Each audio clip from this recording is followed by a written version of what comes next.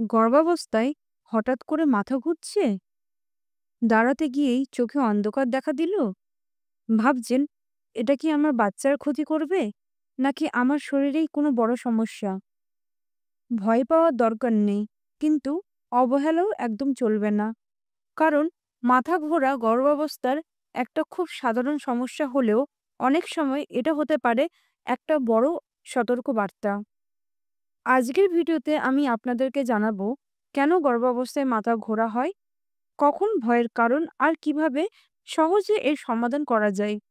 আর ভিডিওর একদম শেষে আমি শেয়ার করব একটি বিশেষ টিপস, যা আপনাকে শুধু মাথা ঘোরা থেকে নয়, পুরো গর্ভকালীন সময়টাকে অনেকটাই আরামদায়ক করে তুলবে।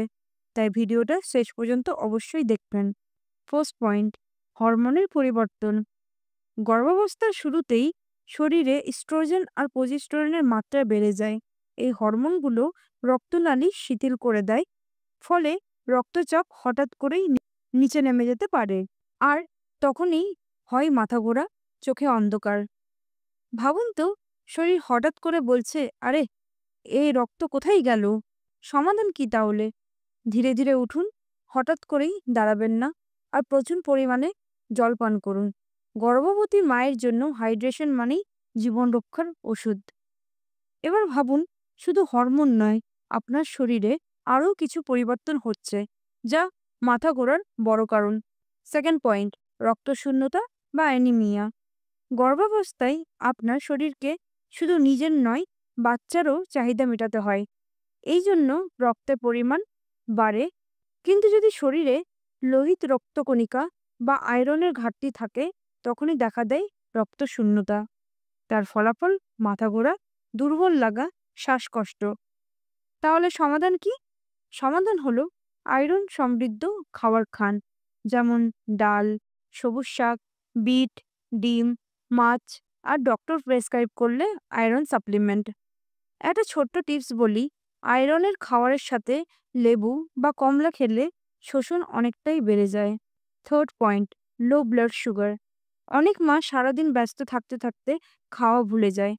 তখন শরীরে গ্লুকোজের মাত্রা হঠাৎ কমে যায়, যার ফলাফল মাথা ঘোরা, ঘাম, আর হাত কাঁপা। তাহলে সমাধান কি? সমাধান হলো একসাথে বেশি না খেয়ে ছোট্ট ছোট্ট মিল খান, দিনে 5 থেকে 6 বার। বাদাম, ফল, বিস্কিট হাতের কাছে এইসব খাবার রাখতে পারেন। কিন্তু জানেন কি, মাথাগুলো শুধু শরীরের ভেতরের কারণে হয় না, বাইরের কিছু অভ্যাসও এর জন্য দায়ী। ফোর্থ পয়েন্ট, শরীরের ভঙ্গি ও শ্বাসকষ্ট। অনেক সময় দীর্ঘক্ষণ চিত হয়ে শুয়ে থাকলেও বাচ্চার চাপ পড়ে রক্তনালীর উপরে। ফলাফল রক্ত সঞ্চালন কমে যায়, আর তখনই মাথা ঘোরা। সমাধান সমাধান হলো সবসময় বাম দিকে কাত করে শোয়ার অভ্যাস করুন। এতে রক্ত প্রবাহ ভালো হয়, আর বেবিও বেশি খুশি থাকে। আরেকটা জিনিস, ভিড়ভাট্টা বা গরম জায়গায় বেশি সময় থাকবেন না।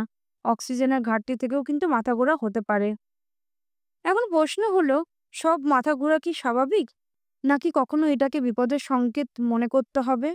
ফিফথ পয়েন্ট, কখন মাথা ঘোরা বিপদের ইঙ্গিত। যদি মাথা ঘোরার সাথে থাকে বুকে ব্যথা, শ্বাসকষ্ট, হাত পা ফুলে যাওয়া, ঝাপসা দেখা, তাহলে একদম দেরি করবেন না, সাথে সাথে ডাক্তারকে দেখান। কারণ এগুলো হতে পারে প্রি এক্লাম্পসিয়া বা গর্ভকালীন উচ্চ রক্তচাপের লক্ষণ। আর সময় মতন চিকিৎসা না নিলে মায়ের ও শিশুর দুজনেরই হতে পারে বিপদ। সিক্সথ পয়েন্ট, প্রতিকার ও দৈনন্দিন যত্ন। চলুন এবার দেখি কিভাবে প্রতিদিনের অভ্যাসে ছোট্ট ছোট্ট পরিবর্তন করে মাথা ঘোরা থেকে মুক্তি পাওয়া যায়।